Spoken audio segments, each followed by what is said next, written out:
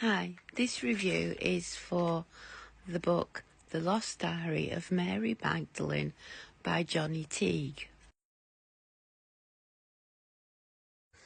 I received an advanced reader copy of The Lost Diaries of Mary Magdalene from NetGalley, which is an internet service where you can get advanced reader copies, called ARCs, ebooks, and you read them and then you do a review. So this is my review of the book.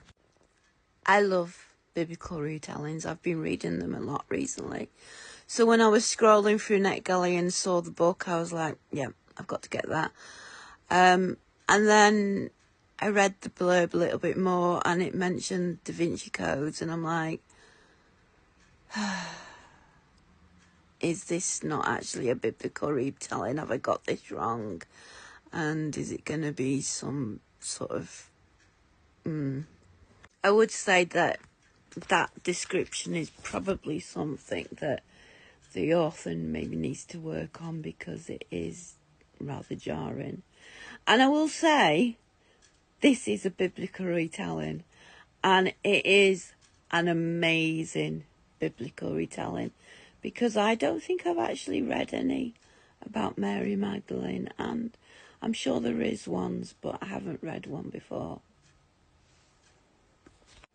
The work the author will have had to do to make sure that Mary's story was in keeping with the actual Gospels, must have been a labour of love. And, I do think that if you like biblical retellings, this is a book to read. I mean, it's really well written, very enjoyable. I'm not going to tell you what happens, because obviously if I told you, then there'd be no point in you reading it. But it's a different viewpoint coming from Mary. So it is, it is a really interesting read. So I do recommend that you read it. I will say though, I have never read a work of fiction that holds me, that affects me, that makes me feel like I am there, that gets me in the feels, that makes me want to stop reading because it hurts so much, as with this. The author's depiction of the crucifixion of Jesus from Mary's perspective was painful. It made me feel like I was there. I had to stop a couple of times because it hurt so badly. And I've never had that before. And because of that alone, you need to read this book. You do. And you might experience it differently. You might not think that it affects you so much, but yeah, it hit me. It really hit me. Because obviously you read the Gospels and, you read them, but this just really hit me.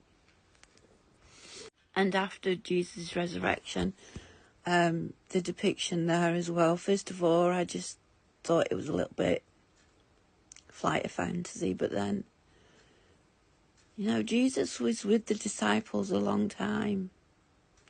We don't know what's happened. We only know a very small amount of things that happened in that time. We don't know. We don't know. But how marvellous to imagine people seeing the risen Jesus and recognising him for who he is. Even the people that had shouted to crucify him, even the priests and the Levites and those that had wanted him crucified to see him. Yeah. This book, from my perspective, is a work of love. It's a work of love to read it, to just get deeper with Jesus. I mean, obviously not in the same way as studying the Bible and praying and,